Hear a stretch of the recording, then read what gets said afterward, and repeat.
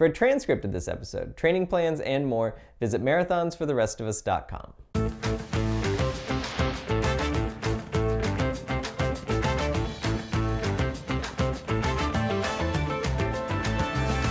Hey, Coach Carl here with another Marathons for the Rest of Us video. This week, I'm looking at the question of whether doing other sports and activities is harmful to your marathon time. And I think that this is a great question because I think this is a topic where there's a lot of confusion, and I think this is an area where people are missing out on the opportunity to run their best performances. Now, the short answer to this question is maybe. And there's a few different ways where it could hurt your performance, but there's a few different ways where it could help your performance. So let's look at each. In terms of how it could hurt your performance, the most obvious one is that you could get hurt doing other sports and other activities. And this may seem really obvious, but the truth of the matter is you are much more likely to get injured when you're doing an activity or a sport that you don't do regularly. When you're doing a new activity or a new sport, you're going to be using different muscles than you're used to using, and you're going to be using them in different ways than you're used to using them. And so there's always a chance for potential for injury there. And this isn't necessarily the kind of catastrophic injury you might be imagining if you suddenly take up skiing and you get a concussion, or you shred your ACL or something like that, or you suddenly start playing basketball and you tear an Achilles. This is injuries where the sport itself, the repetition of the movement, could cause injury because you're not built up to it in the way that you are for the repetition of the movement for running. And since running is pretty notorious at leaving you weak in areas that you don't use for running, there's a really high probability for this when you first start out with another sport.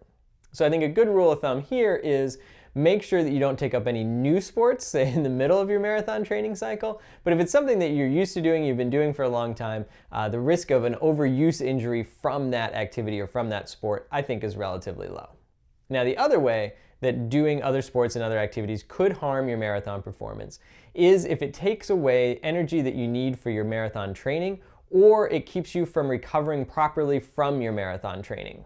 Remember that the training itself is a stimulus for your body to improve, but the improvement itself happens during the recovery process. So if instead of, say, doing an easy run or taking a nice recovery day, you're out there playing basketball or soccer for 2 hours straight, you may not be getting the recovery that you need from that hard session, and therefore you may not be getting the benefits from that hard session. Likewise, if those other sports and activities are leaving you too tired to tackle some of your primary key training sessions like your speed workouts and your long runs, that's obviously going to be detrimental to performance. During the marathon training cycle, the marathon training itself needs to be the primary focus, and we don't want other sports and activities to take away from that. Now let's look at the ways that doing other sports and other activities can actually improve your marathon performance. And the first is this idea that being a better athlete makes you a better runner. Doing other activities, doing other sports is a great way to work muscle groups that you don't use when you run, and to work in planes of motion that you don't use when you run. And this is going to make you a better athlete overall. It's going to make you stronger structurally overall. That has two primary benefits. The first is that you're going to be more efficient when you go out and run. You're going to be a more economical runner because you're stronger overall. And it's going to reduce the risk of injuries, which means that you can do more training without getting hurt, without having the same wear and tear on your body. Having that decreased risk of injury increases the chances that you're going to be able to string together weeks, months, even years of uninterrupted training, which is really the number one primary factor in reaching your marathon goals in my mind. Now, the second way that it can help your marathon time is it can be actually a really good way to recover from your harder training sessions. And it may be a nice way mentally and physically to recover from long runs and from speed workouts without really adding stress to your body. In order to do that, you need to make sure that the intensity is relatively low, and you need to make sure that it's not something that really mimics the running motion too much. You know, I think swimming, biking at a low intensity are really good because it keeps the blood flowing through the muscles the same way it does when you run, but it doesn't add the same impact and the same pounding.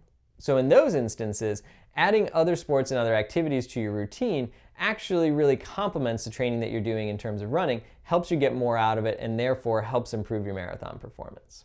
Now, to wrap up, just a couple rules of thumb to keep in mind. The first is, again, primary focus needs to be your marathon training. And so to me, you need to be doing at least 3 runs a week, if not more. And those 3 runs, traditionally would be something like a long run, a speed workout, and a medium long run.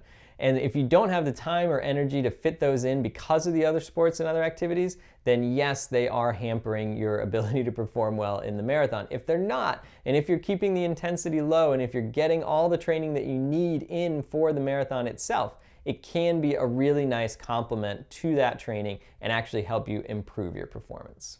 So I hope that information and those ideas are helpful as you look at how to incorporate other sports and activities into your training. If you have any questions, feel free to email me at carl@runningcoachcarl.com or leave a comment on the video below. Thanks so much for watching. I'll talk to you soon.